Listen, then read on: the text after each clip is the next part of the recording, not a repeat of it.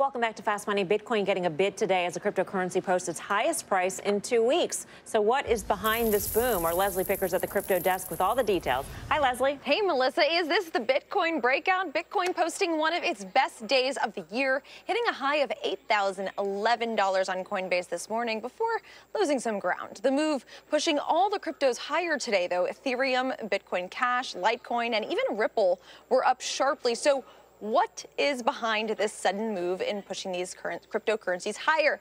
Your own Brian Kelly pointing to a short squeeze as tax selling creating a bottoming process. Bitcoin shorts were squeezed out and forced to cover their position. FundStrat's Tom Lee also pointing to tax selling as a reason behind the recent sell-off. Take a listen to what he had to say earlier today on CNBC's Futures Now.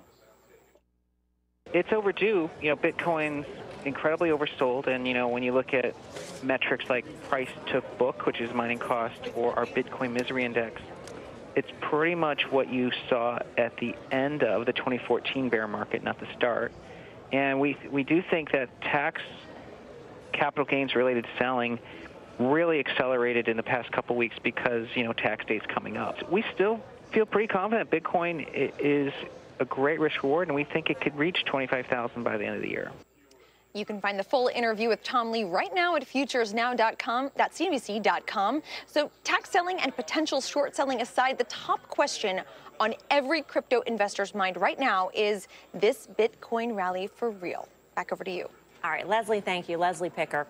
Spencer Bogart is a partner at Blockchain Capital, which invests in a variety of crypto assets. Spencer, it's always great to speak with you. Welcome back to the show.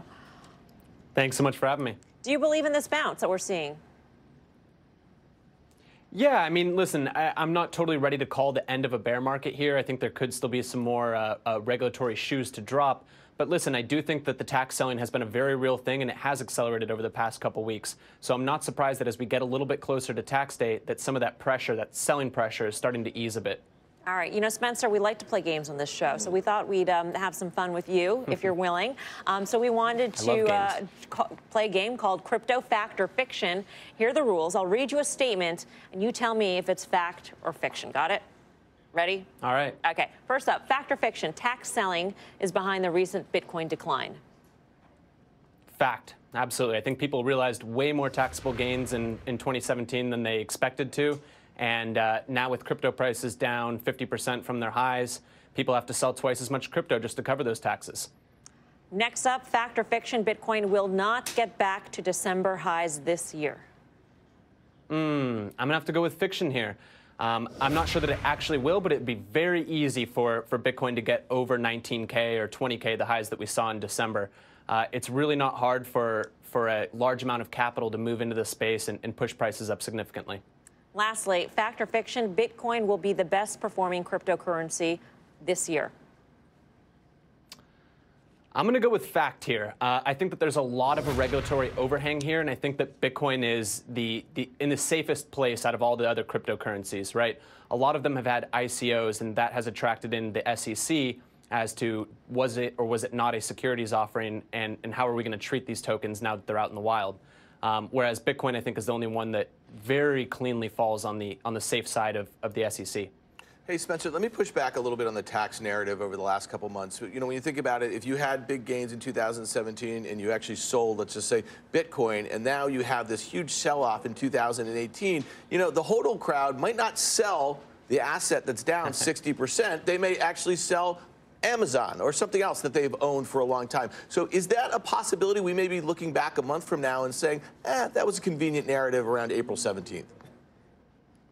That very well could be, but I do think it's surprising how much taxable gains people have had in 2017. I mean, if we think about the performance of this asset class and some of the various coins, I mean, we've seen some of the coins in 2017 rally a couple hundred, if not a couple thousand%. And even people that just, for example, maybe were holding ETH at the beginning of the year, Ethereum, if they traded in any of that ETH for an ICO, that was actually a taxable transaction, which some people might not have even realized at the time. And again, maybe at the start of the year, they would have only had to have sold 10% of their portfolio to cover those taxes. Now in a situation where markets are down 50, 60%, all of a sudden they have to sell twice as much just to meet those obligations. Hey, Spencer, it's Tim. So the whole discussion about institutional investors coming on board as one of regulators, et cetera, what is your best guess on this timing? Because, this is also one of these pie in the sky. Yeah, the institutions are coming, but, there still may not be a lot of room for these guys. I'm just curious on your timetable. You know what? I think trying to guess on regulatory timelines is pretty equivalent to reading tea leaves. If I had to guess, I'd say we'll be really pressed to try and get real strict regulatory clarity before the end of the year. I'd guess that's more likely either the very back half of this year, if not more kind of a first half of next year. But I mean, let's think about overall the situation here. If you're a macro asset manager, you're sitting there looking at a situation where central banks are unwinding the biggest experiment in money that we've ever seen at the same time when almost all asset classes are at all-time highs. Meanwhile, you look out of the side of your eye over here and you see this new crypto asset class, which is down 50 to 70% from its highs and remains relatively uncorrelated to other assets. If you're a global macro kind of hedge fund manager, I have to think that this asset class is looking increasingly appealing, especially every day that goes by when developers are still building on these networks. All right, Spencer, we got to leave it there. Thanks so much for joining us. It's always great to speak with you.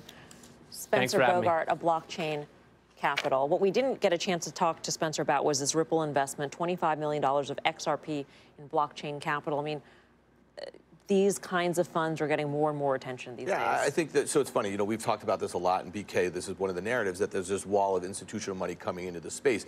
There's just a lot of money. It may not have been flowing into Bitcoin itself this year or some of the other crypto assets, but it's going into funds like his. It's going, Coinbase just launched their BTC fund. They're investing a lot of projects. But I think there's, there's a danger here that a lot of these funds that are flush with cash have to jump into this market. By the way, a lot of capital was eradicated at the top, which I think is going to be at least a sentiment barrier to a lot of people. But I'm bullish on crypto. I'm bullish on the whole space. I mean, a lot of the investors who invested early on in whatever fund, they lost out and they're disenchanted now. They don't want to go back. What I'm saying is that, after the euphoria of December, a lot of money came in January, and that money got phased. A lot of people. That was retail, and we've seen that time and time again. Other, risk assets. When you think about where VCs investing, where institutions investing. Okay, but if markets pull back, and I'm not sure you disagree with me, Dan, but if markets pull back, I disagree with Spencer a little bit. That if markets have this major pullback, you're not going to be running into Bitcoin.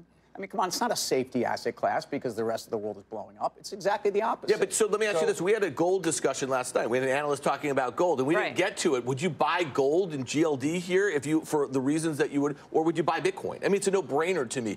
Gold's traded in a band. I think he's saying that's not the choice, though. That's not the would you rather that you would pose, gold, right? You know how I feel about gold. Gold has underperformed massively in the perfect storm of the last 2 years with the dollar weaker, et cetera. But I don't think institutions, and I don't think a lot of investors want to run to the safety of Bitcoin. I think they'd rather run to gold. I think what they've seen coming off the tops, and I do believe that crypto is still going to be the future, and I believe the blockchain is going to be the future. But I believe that the volatility we've seen in Bitcoin has actually pushed more people back into gold. See how well Spencer played fact or fiction? He said I gave him the rules, and then he gave his reason why. Exactly. Have you learned something, young man? I learned a lot. Brilliant, Spencer. Brilliant. Yes. Bitcoin is back!